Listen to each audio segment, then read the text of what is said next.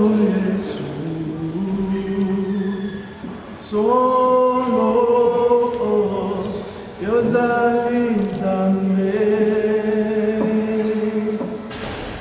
Papa likolo penase mokote akokalinayo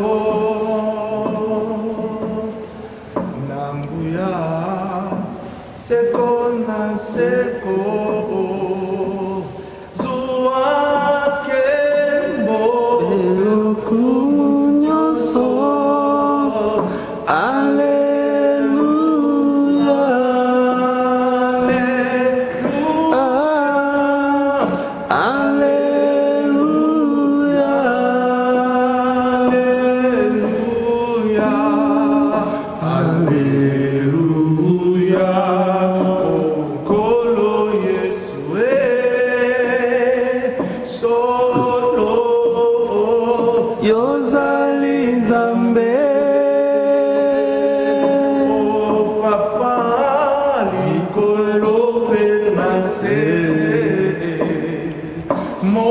mokote akokani nayo nangoya seko na seko zuwa kepo peloku munyonso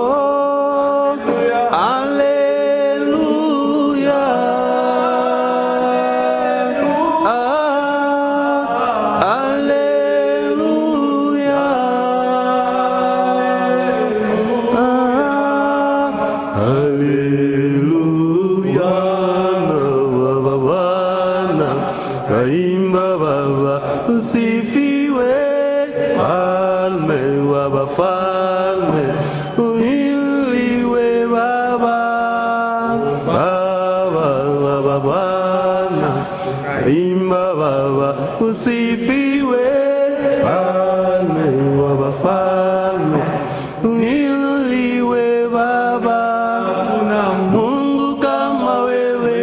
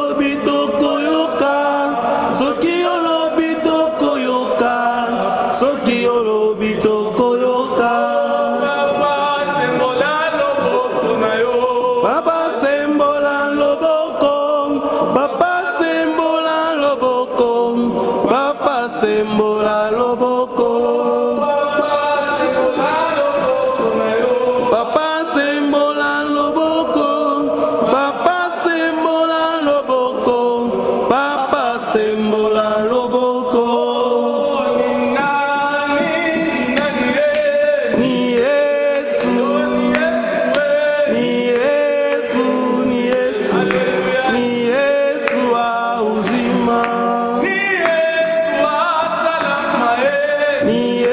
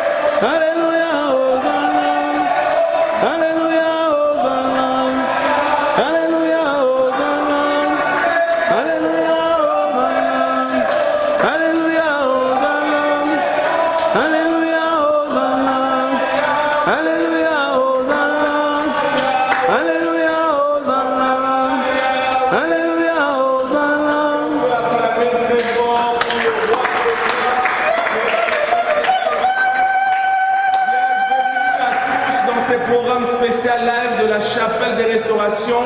Dimanche 5 avril 2020, nous sommes là comme prévu. Nous rendons gloire à Dieu, lui qui est le maître des temps et des circonstances. Nous osons croire qu'aujourd'hui vous serez encore une fois bénis, visités par ces messages puissants de l'homme de Dieu, le docteur Jérémie Béni Béa. Nous n'allons pas beaucoup parler et sans plus tarder, nous allons lui donner la parole et en vous demandant d'aimer, de partager cette vidéo, ça sera pour la gloire de notre Dieu et nous disons shalom et bienvenue au docteur. Merci beaucoup, serviteur Malthus. Merci, que Dieu vous bénisse pour le travail que vous ne cessez de faire avec l'équipe des vaillants hommes de Dieu qui nous entourent. Nous disons merci à notre Dieu pour l'opportunité qu'il nous donne. Il est le maître des temps et des circonstances. Nous devons profiter de chaque moment dans le bonheur tout comme dans le malheur pour pouvoir rendre gloire à Dieu. Nous bénissons tous nos partenaires partout où ils sont, ceux qui sont en train de faire tout pour que ces émissions se tiennent. Soyez bénis, chère maman, cher papa, chers frères et sœurs, partout où vous êtes, soyez abondamment bénis. Ceux qui nous suivent partout à travers le monde, soyez abondamment bénis. Vous êtes aux États-Unis, vous êtes au Canada, vous êtes en France, vous êtes en Afrique partout, vous êtes en Asie. Vous êtes en République démocratique du Congo, vous êtes à Lubumbashi, au Katanga, à Kolwezi. Soyez abondamment bénis, vous êtes au Kassai. Nous sommes tellement contents de signes de vie que vous ne cessez de montrer pour nous encourager. Vous savez, prêcher comme ça, ce n'est pas tellement facile, mais votre encouragement, votre signe de présence nous fait trop du bien.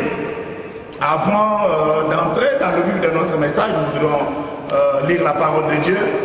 Cette parole est tirée de l'épître de Paul aux Romains, chapitre 8, verset 28. Nous lisons au nom de Jésus. Nous savons du reste que toutes choses, que tout coopère pour le bien de ceux qui aiment Dieu, de ceux qui sont appelés selon son projet. Ça c'est la traduction Nouvelle Bible Zégon. Je relis au nom de Jésus. Nous savons du reste que tout coopère pour le bien de ceux qui aiment Dieu, de ceux qui sont appelés selon son projet. Nous allons lire. Nous allons prier, Père de gloire. Merci pour ta bonté et ta grâce sur nous. Ce matin, nous bénissons ce dimanche. Nous glorifions ton nom. Nous bénissons tous ceux qui sont déjà scotchés au travers de leur portable pour écouter ce message. Toi, tu n'es pas empêché par la distance. Laisse que la puissance qui va dégager ce message puisse affecter mes frères et sœurs et apporter la bénédiction pour la gloire de ton nom. Merci mon Dieu pour ta disponibilité d'être avec nous au nom de Jésus. Amen. Gloire au Seigneur. Soyez bénis. Shalom. Comme nous avions dit la fois passée, c'était le mercredi. Nous avions donné les points qui donnent l'assurance, la sécurité de Dieu et qui fait que, quel que soit ce qui nous arrive, qui fait que toute chose apparemment mauvaise concourt à notre bénédiction. Et ici, nous avions parlé depuis la fois passée de 2 points. Nous avons parlé du premier point qui est l'assurance de l'apôtre Paul par le verbe qu'il a utilisé. L'apôtre Paul dit « nous savons du reste ». Il n'a pas dit « nous pensons ». Il n'a pas dit « nous croyons ». Il n'a pas dit « nous nous imaginons ». Mais il dit « nous savons ». Or, le verbe qu'il a conjugué vient... c'est un verbe qui est utilisé dans la science. C'est la connaissance. En d'autres termes, Paul est assuré que toute chose qui peut nous arriver, contribue à notre bien. C'est une assurance. Il a la certitude. Il croit qu'il n'y a rien qui peut nous arriver parce que Dieu contrôle toutes choses. Parce que Dieu est derrière toutes choses pour les orienter. C'est ce qu'on appelle parfois la providence. Parce que Dieu contrôle toutes choses, il n'y a rien qui peut arriver pour notre destruction. Il n'y a rien qui peut se manifester pour notre mort. Il n'y a rien que Dieu permettra que cela nous arrive pour que nous soyons tués, qu'il ne soit pas pour notre bonheur. Et il dit, nous savons. Et son verbe qu'il conjugue nous donne l'assurance. Nous donne l'assurance qui montre que peu importe les moments et les temps que nous sommes en train de traverser, mais Dieu ne nous abandonnera pas. Et notre foi en Dieu, notre attachement en Dieu fera que tout ce que les gens voient apparemment comme mauvais, comme bizarre, comme destruction, ça contribuera à notre bénédiction. Nous avons vu ça dans la vie des gens qui croyaient qu'après les choses que Job a connues, Job pouvait encore revivre les bons moments. Qui croyaient non, mais au travers des riens. Et je reviens à cela pour vous montrer, mes frères et sœurs, que tout ce que Dieu fait, il le fait toujours pour sa gloire et pour son bonheur. Parce qu'il est puissant. Regardez à la création. La Bible dit que la terre était informe. La terre était vide. Mais lorsque vous lisez cela dans le terme qui a été utilisé en hébreu, tohu, vous comprendrez que c'était foutu. Il n'y avait rien à espérer de bon. La terre était dans un état catastrophique. Mais de cette terre qui a été catastrophique, mais Dieu va faire sortir un monde merveilleux, un monde glorieux, de là où il n'y avait pas de vie, de là où il y avait le chaos, de là où il y avait la sécheresse. Dieu a fait sortir un monde glorieux que nous voyons, que nous contemplons aujourd'hui. Pourquoi? Parce que Dieu a le contrôle de toutes choses. Et ce message, c'est un encouragement pour tous ceux qui connaissent Jésus, pour tous ceux qui sont enfants de Dieu, que peu importe l'état dans lequel vous vous trouvez, peu importe ce que vous êtes en train d'écouter à la radio, mais de là où il n'y a rien, de là où il n'y a rien, même de la terre, de la poussière, Dieu fait sortir des choses merveilleuses. Voici pourquoi, mes frères et sœurs, vous ne pouvez pas décourager, vous ne pouvez pas reculer, vous ne pouvez pas abandonner, vous ne pouvez pas, mes frères et sœurs, parce que Dieu fait sortir de néant des choses. Et la Bible dit en Romains qu'il appelle à l'existence des choses, là où il n'y a rien. C'est ce qu'on appelle création. Quand on parle de créer, c'est-à-dire appeler dans les vides, ex nihilo, là où il n'y a rien. Il fait sortir là où il n'y a rien de choses. C'est ça la création de Dieu. C'est ça Dieu. Et le même Dieu qui a créé, il est toujours avec nous pour agir. Parce que Romain dit, il appelle à l'existence. On n'a pas dit qu'il a appelé à l'existence, mais on dit il appelle, c'est-à-dire il continue de faire exister sa création là où il n'y a rien. C'est pourquoi l'apôtre Paul dit que nous savons du reste que toutes choses, et ce qui m'a importé pour le premier point, c'est le verbe qu'il a utilisé, c'est le savoir, c'est la connaissance. Ce n'est pas la croyance, ce n'est pas une simple pensée obscure, non, mais il a utilisé le terme, le verbe savoir pour nous donner l'assurance, pour nous donner la certitude que peu importe ce que nous traversons. Et l'autre point que j'avais parlé la fois passée, c'est l'étendue de cette sécurité, l'étendue de la providence de Dieu. La Bible dit toutes choses. Et dans cette version, Nouvelle Bible Seconde, on dit toutes choses coopèrent. C'est-à-dire toutes choses travaillent ensemble. Et je vous avais lu la traduction Nive de l'anglais, où la Bible dit que c'est Dieu qui travaille toutes choses. Que c'est Dieu qui fait concourir toutes choses. Que c'est Dieu qui travaille toutes choses pour le bien-être de ce qu'il aime. Et le verbe concourir signifie synergie. En grec, ce mot vient du verbe sunergeo.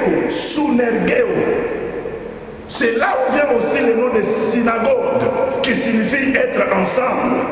Et c'est là, synergeo, c'est de là que vient le mot synergie. travaillaient ensemble. En d'autres termes, Dieu travaille ensemble. Dieu coopère ensemble avec tout ce qui nous arrive.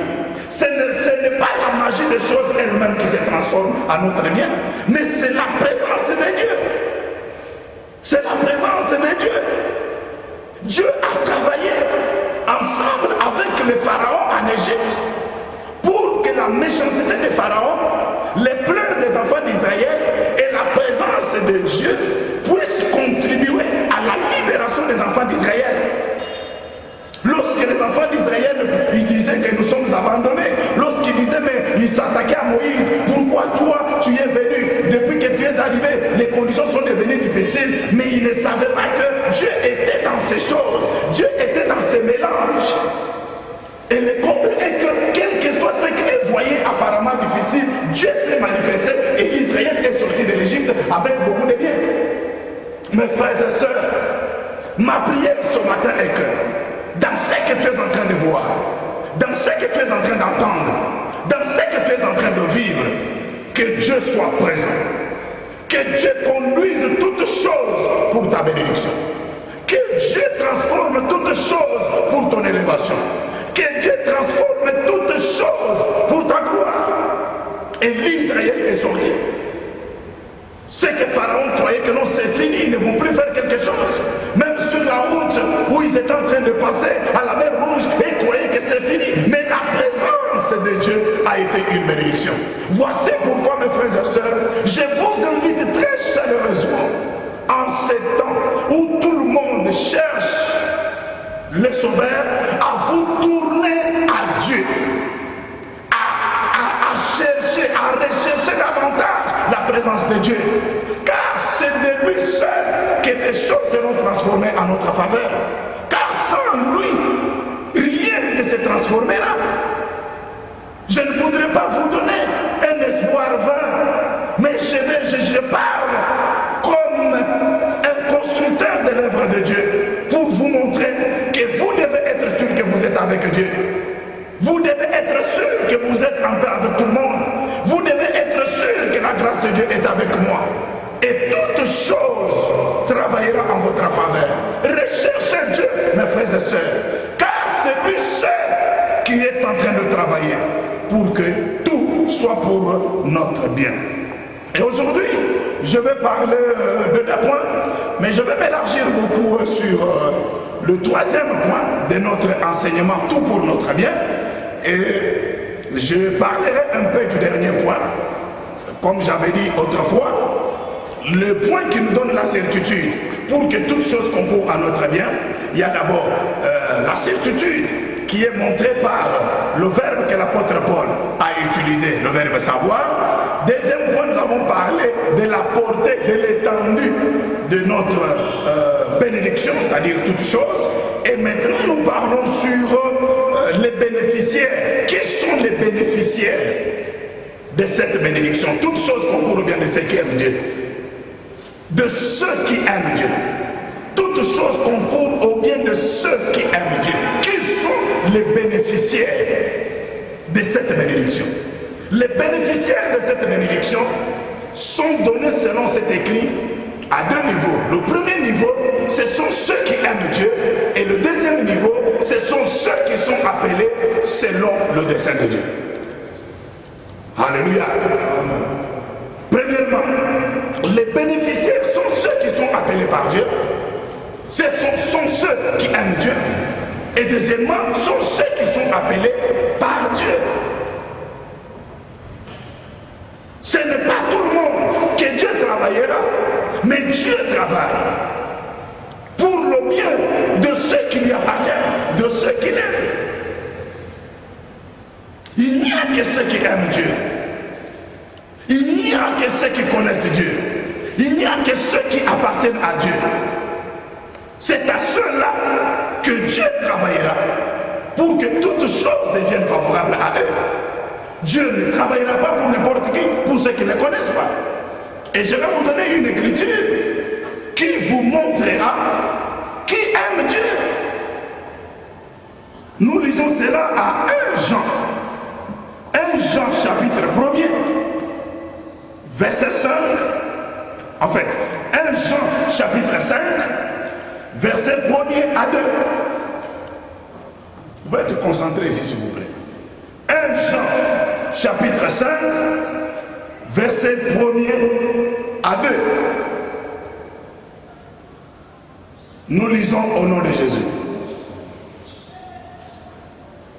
Quiconque croit que Jésus est le Christ est né de Dieu.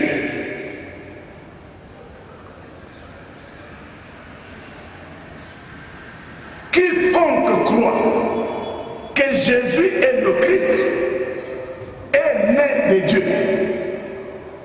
Et quiconque aime celui qui l'a engendré aime aussi celui qui est né de lui. Nous connaissons que nous aimons Dieu lorsque nous pratiquons ses commandements. Je relis encore 1 Jean chapitre 5 verset 1 à 2. Quiconque croit que Jésus est le Christ, il est né de Dieu. Et quiconque aime celui qui l'a engendré, aime aussi celui qui est né de lui. Nous connaissons que nous aimons Dieu lorsque nous pratiquons ses commandements. Gloire au Seigneur. Celui qui aime Dieu, selon ce verset, c'est d'abord celui qui croit en Jésus, le Christ qui est venu de Dieu. Lorsque nous avons cru en Jésus comme Seigneur et Sauveur, nous sommes aimés de Dieu et nous aimons Dieu. Et deuxième point, celui qui aime Dieu, c'est celui qui pratique ses commandements. Lorsque nous avons reçu Jésus comme Seigneur et Sauveur, nous avons été aimés de Dieu et Dieu nous aime. Nous sommes entrés dans son amour. Et deuxième point très important, c'est de pratiquer ses commandements. Alléluia. Dieu nous a aimés, il a envoyé son Fils unique dans le monde. Parce que nous avons reçu Jésus comme Seigneur et Sauveur, l'amour de Dieu qu'il a manifesté au travers de Jésus devient notre amour. Et non pas seulement parce que nous avons reçu Jésus, mais parce que aussi Jésus-Christ, au travers de ses paroles et de ses commandements, nous avons fait cela, les nôtres. Les paroles, les commandements de Dieu deviennent notre lumière qui éclaire notre chemin. Lorsque nous gardons les paroles de Dieu, lorsque nous gardons les commandements de Dieu, nous sommes aimés de Dieu. Peu importe ce qui arrivera, peu importe ce qu'on planifiera contre nous, l'amour de Dieu nous protégera. Dieu va travailler à ce que toutes les méchancetés soient transformées en notre bien, parce que nous gardons la parole de Dieu. Parce que nous avons reçu Jésus comme Seigneur et Sauveur. Et non seulement ce passage-là, si je pense que vous avez votre livre, vous pouvez aussi lire ce passage. Jean chapitre 15, verset 10. Jean chapitre 15, verset 10, la Bible dit: si vous gardez mes commandements, vous demeurez dans mon amour. Je reprends. Si vous gardez mes commandements, vous demeurez dans mon amour. De même que j'ai gardé les commandements de mon Père et que je demeure dans son amour. Gloire au Seigneur. Je voudrais dire à ceux qui m'écoutent maintenant que les promesses de Dieu sont universelles, mais ils sont aussi conditionnelles. Les promesses de Dieu sont conditionnelles. La vie éternelle est universelle, mais conditionnelle à ceux qui remplissent certaines conditions. Dieu promet de travailler à notre faveur pendant ce temps.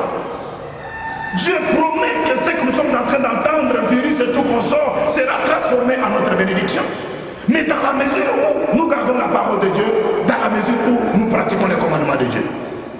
Parce que nous pratiquons les commandements de Dieu, nous pratiquons la parole de Dieu, la faveur et la grâce de Dieu sera sur nous. Mes frères et sœurs, partout où vous êtes, le Seigneur Jésus a dit, vous êtes dans le monde, mais vous n'êtes pas de ce monde. Nous devons être différents des autres. Peu importe ce que nous apprenons et ce que nous entendons, la grâce et la faveur de Dieu est avec nous. Dieu nous gardera, Dieu nous protégera. Nous avons vu en Égypte, beaucoup de gens sont morts du temps où l'Israël était là. Mais le peuple de Dieu Israël était protégé. Le peuple de Dieu Israël était sécurisé. Parce qu'ils avaient les commandements de Dieu. Ils ne faisaient pas ce que les autres étaient en train de faire. Ce que je vais vous demander, soyez différents des autres. Peu importe ce que les autres sont en train de faire, vous soyez seulement attachés à Christ. Soyez attachés à sa parole. Que sa parole puisse être le fil conducteur, puisse être la lumière qui vous oriente de prendre telle direction, de prendre telle décision, de faire ceci ou de faire cela. Lorsque nous gardons les paroles de Dieu, nous demeurons dans l'amour de Dieu. Toutes choses concourent au bien de ceux qui aiment Dieu. Et ceux qui aiment Dieu, ce sont ceux qui ont accepté Jésus comme Seigneur et Sauveur. Ceux qui aiment Dieu, ce sont ceux-là qui ont gardé les commandements et qui pratiquent la parole de Dieu. Est-ce qu'on peut dire un amen très fort là où vous êtes? Gardez la parole de Dieu, gardez les commandements de Dieu et vous demeurerez dans l'amour de Dieu. Et je vais encore renforcer ce point de ceux qui aiment Dieu avec 1 Corinthiens chapitre 2 verset 9. 1 Corinthiens chapitre 2 verset 9, la Bible dit, comme il est écrit, ce sont des choses que l'œil n'a point vues, que l'oreille n'a point entendu, que l'œil n'a point vu, des choses qui ne sont pas montées dans le cœur des hommes. Mais ce sont de telles choses que Dieu a préparées pour ceux qui l'aiment.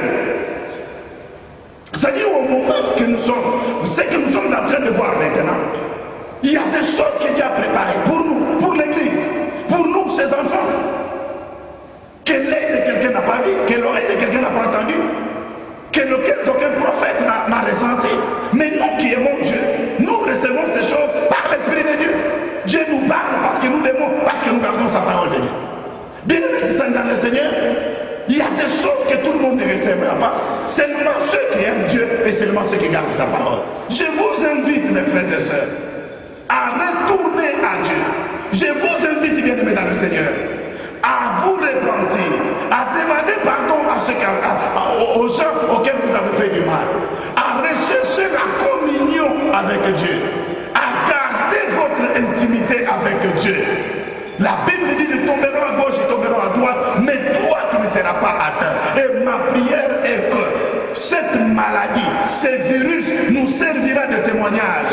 Nous parlerons, nous donnerons des témoignages, nous nous rencontrerons, nous tous, les gens de notre maison, les gens de notre église, les gens de notre pays, partout nous serons ensemble.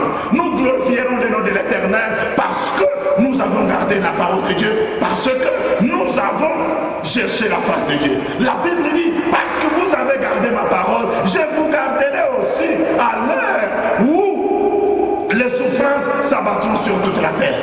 Parce que vous avez gardé ma parole, moi je vous garderai aussi de la période que la tribulation sera sur toute la terre. Si Dieu ne peut pas faire ça, il n'est pas Dieu.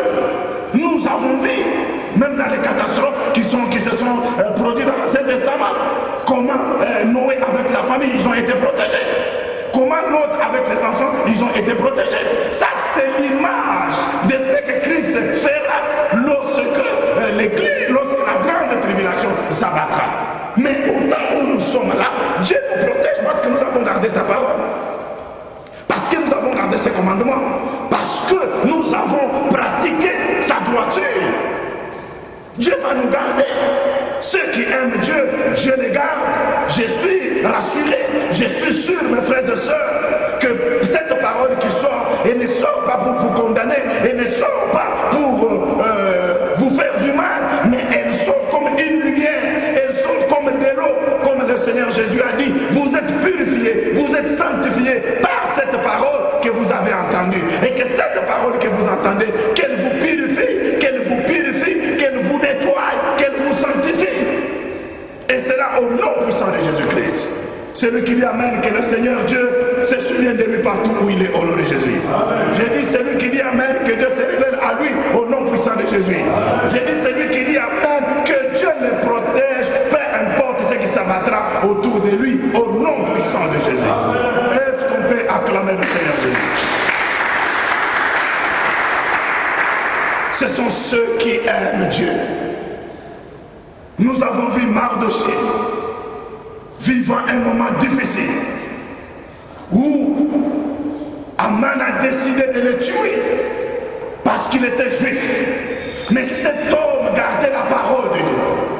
Cet homme a refusé de s'agenouiller devant le premier ministre.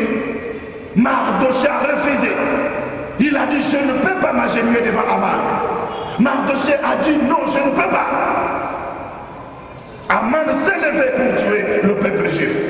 Aman s'est levé pour faire du mal. Mardochée a dit, non, je ne peux pas faire cela. Et lorsque il s'est levé pour le tuer, Dieu s'est levé pour le défendre. Parce que Mardochée avait gardé la parole. Parce que Mardochée avait refusé de s'agenouiller devant Aman. Parce que les genoux des enfants d'Israël étaient seulement réservés au Dieu Tout-Puissant. Comme il est écrit, tout genou fléchira. Il a refusé de prendre ses genoux, s'agenouiller devant Aman. Et malgré ce qui a été décidé, Dieu l'a changé en bien de Mardochée.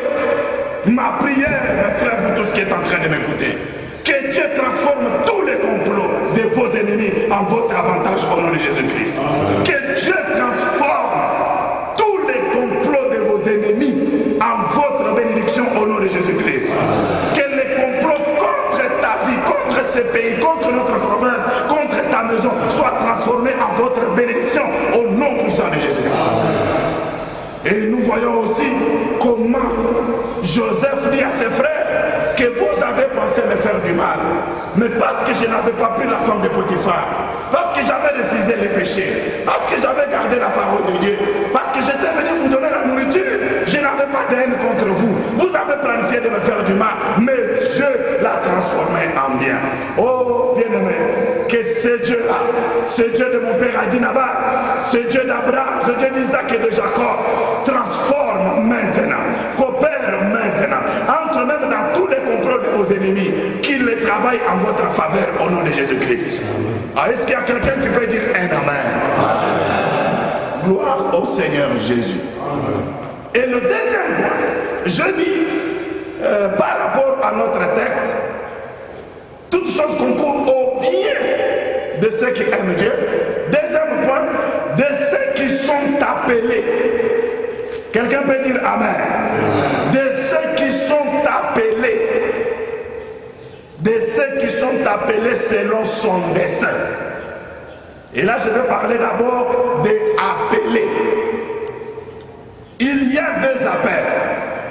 Il y a l'appel au salut pour avoir la vie éternelle.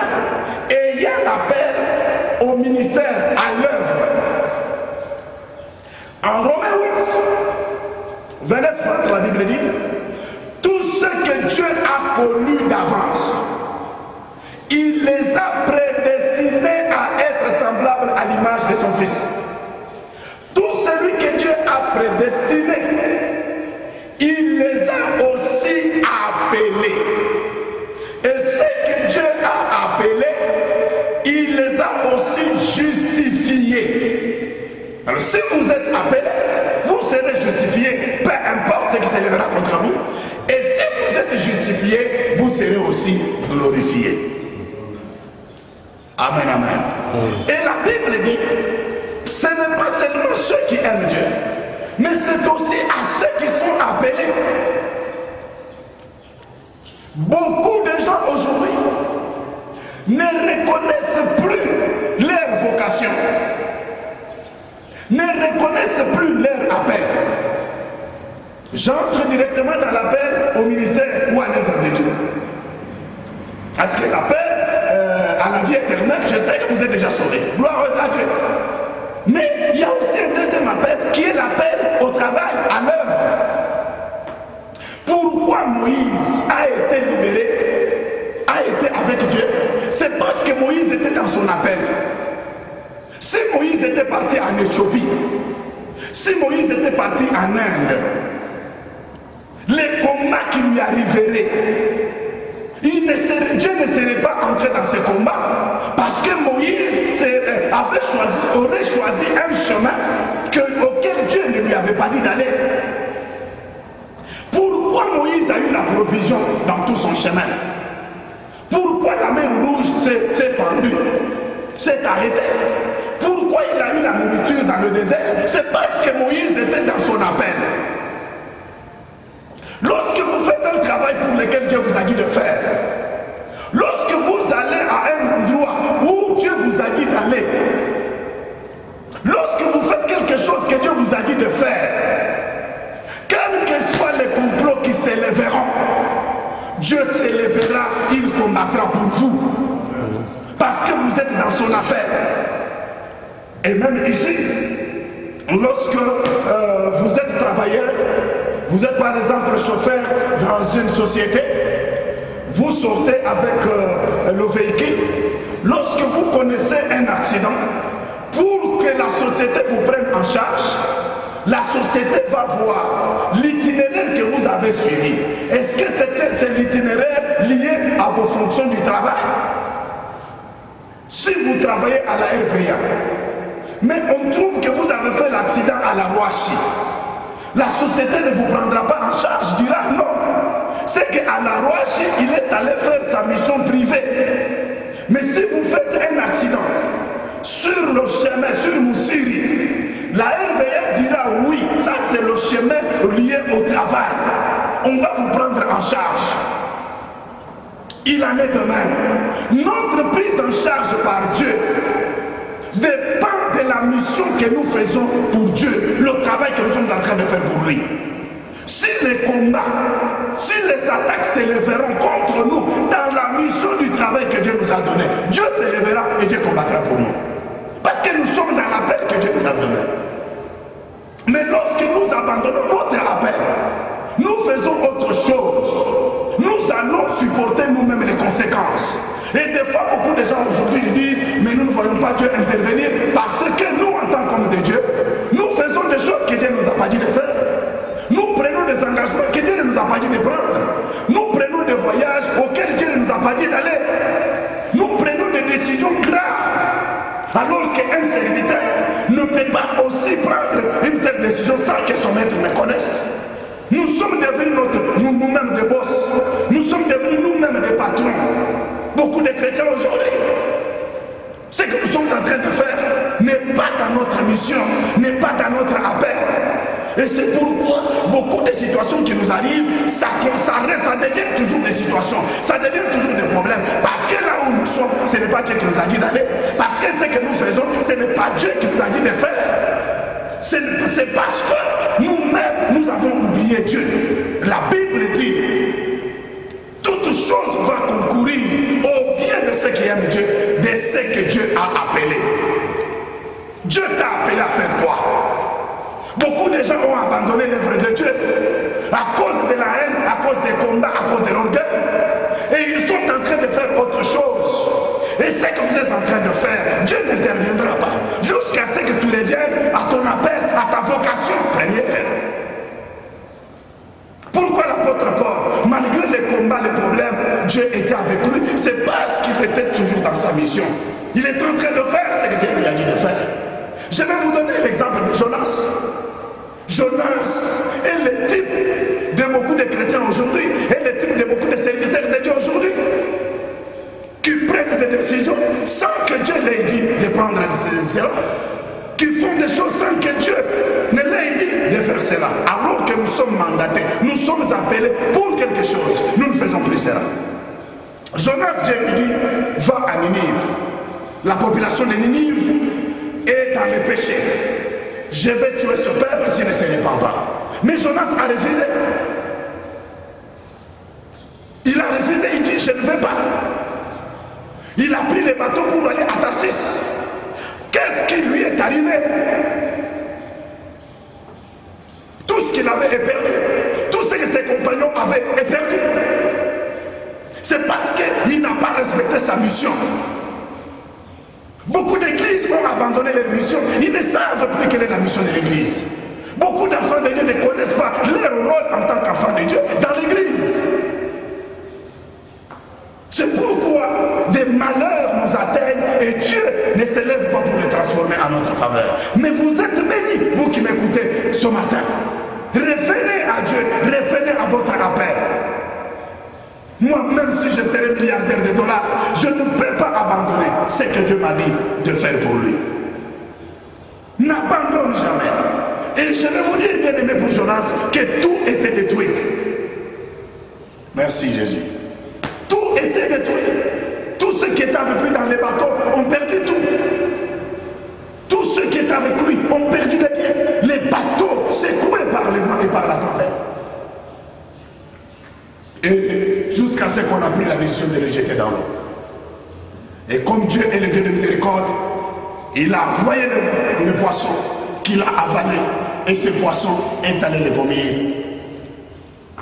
à Ninive. Alléluia. Et c'est lorsqu'il a dit à Dieu, pardonne-moi. C'est lorsqu'il a dit à Dieu, maintenant je vais faire ta mission. Je vais maintenant accomplir le vœu. Dans le ventre du poisson, c'est alors que Dieu a ordonné au poisson d'aller le vomir. Quand on l'a vomi, il est allé faire sa mission. Revenez à votre mission, Église. Revenez à votre mission, enfant de Dieu. Beaucoup de gens qui servaient Dieu dans les églises, ils ont été détruits par leurs amis, dans des comités, dans des départements. Ils ont abandonné la mission. Or, le travail qu'ils étaient en train de faire, c'était grâce à ce travail que Dieu les protégeait. Parce que la bénédiction de chacun est liée à notre appel. Quelqu'un peut dire Amen. Amen. Nous sommes bénis à cause de notre appel. Si vous ne savez pas votre appel, si vous ne savez pas votre vocation, vous faites autre chose, Dieu n'interviendra pas. Toutes choses concourent au bien de ceux qui aiment Dieu, de ceux qui sont appelés. Vous êtes appelés par Dieu, soyez dans votre appel. Là où tu te retrouves maintenant, est-ce que Dieu t'a dit d'aller là-bas? Où tu as eu de l'envie, de la convoitise? À cause de la convoitise, beaucoup de gens ont déserté leurs enfants. Bien aimé, je vais vous dire que chaque homme de Dieu a son lieu d'affectation. Chaque enfant de Dieu a ce que Dieu a préparé pour lui. Vous pouvez envier quelqu'un, non, non, moi je vais quitter, je vais aller aussi dans tel pays, dans telle ville, parce que je vois que ça va. Est-ce que Dieu t'a envoyé dans cette province? Non, comme ceux qui sont dans telle province et voulu bien. Est-ce que toi, Dieu t'a dit d'aller là-bas? Dieu t'a dit de faire ce que tu es en train de faire. Tant que tu n'es pas dans l'appel de Dieu, tu ne verras pas la gloire de Dieu. Et Dieu n'interviendra pas. Dieu a soutenu l'Israël. Dieu a soutenu Moïse. Dieu a soutenu Jésus. La mer Rouge a laissé la route. Ils ont mangé dans le désert. Les Jourdains a laissé la route. Jéricho est tombé. Ils ont pris Canaan parce que c'était la mission que Dieu avait préparée pour eux. Revenez à votre appel. Faites ce que Dieu a préparé pour vous. Même dans ce temps difficile. Aidez toujours les malheureux. Soutenez toujours les hommes de Dieu.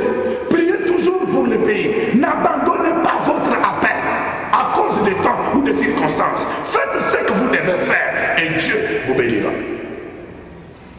Amen, amen. Amen. Merci mes frères et sœurs. Aujourd'hui je parlais d'un point très important. Il n'y a que ceux qui aiment Dieu, ceux qui ont reçu Jésus comme Seigneur et Sauveur, ceux qui pratiquent sa parole. C'est à ceux-là que Dieu interviendra pour que les malheurs, pour que toutes choses deviennent leur bénédiction. Deuxièmement, il n'y a que ceux-là qui sont dans leur appel, qui sont dans leur vocation, que Dieu interviendra pour changer toutes choses en leur faveur. Vous avez écouté cette parole? Merci, que mon Dieu vous bénisse. Nous ne perdons pas le temps. Nous faisons ce travail parce que je suis dans mon appel.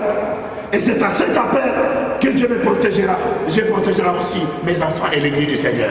Là où vous êtes, faites aussi ce que vous devez faire par rapport à la parole que vous avez entendue. Et si vous faites ces choses, le Dieu qui vous a appelés, il se glorifiera. Vous rendrez témoignage. Vous aurez des connaissances, des choses que les autres n'auront pas pendant ces moments difficiles. Les conditions sont difficiles, mais toi, Dieu te gardera, il te bénira. Car Dieu n'a pas besoin de conditions pour te bénir. Il transforme toutes choses à notre faveur. Gloire au Seigneur Jésus-Christ. Vous pouvez acclamer partout où vous êtes. Merci. Dites après moi, Dieu transforme toutes choses à mon avantage. Dieu transforme toutes choses à mon avantage. qu'il en soit ainsi au nom de Jésus-Christ. Je lève ma main, je vais prier pour vous. Seigneur Dieu de gloire, je bénis notre pays, la RD Congo. Je bénis la province de Okatanga, je bénis la ville de Lubumbashi. Je bénis mes frères et sœurs. Je bénis les hommes de Dieu partout dans le monde entier qui ont suivi ce message et qui ont pris la décision, Seigneur, de te recevoir Jésus comme Seigneur et Sauveur, de pratiquer les commandements et d'être dans leur mission. Merci éternel. Merci pour la paix. Merci pour ce message que tu envoies ce matin. Pour bénir ton peuple partout où il se trouve. Je glorifie ton nom. Je bénis la Sainte Église dans le monde entier. Je bénis tout le peuple de Dieu partout, éternel Dieu. Je prie que ta présence s'élève comme la lumière qui s'élève et que le ténèbre de la mort puisse disparaître. Je bénis la RD Congo, Léo Katanga, la ville de Lubumbashi. Je bénis l'église chapelle de restauration. Au nom de Jésus. Amen. Amen. Merci beaucoup. Je finis. Je donne la parole au serviteur de Dieu Martus. Il y a un numéro. J'ai demandé qu'on mette le numéro. Je pense souvent on néglige le numéro. Il y a un numéro là-bas. Si le numéro n'est pas là, je pense que le numéro est là. Appelez-nous ou soit écrivez en dessous de ce message. Nous sommes en train de lire tous ces messages. Dieu vous bénira. Que la faveur de Dieu soit avec vous. Nous allons nous rencontrer encore mercredi. Respectez les conditions hygiéniques. Distance de mètre. Ne pas se saluer par la main. Nettoyez régulièrement vos mains. Évitez tout contact. Vous n'avez pas fait rester dans votre maison. Que le Dieu de la grâce soit avec vous. Et très bientôt, nous nous retrouverons à la chapelle de restauration. C'est très bien préparé, amélioré. Si vous n'avez pas, vous avez un petit temps, venez même à l'église, priez même une minute, rendre gloire à Dieu. Soyez bénis, shalom. Shalom, merci encore merci à Papa, tout pour notre bien. Nous n'allons pas faire beaucoup de commentaires, nous sommes pratiquement arrivés à la fin. Merci à vous qui nous avez suivis et qui allez nous suivre aussi en rediffusion. On se fixe rendez-vous très prochainement. Les détails vous seront donnés sur cette même page. Que l'Éternel Dieu soit notre bénédiction. Shalom chez vous.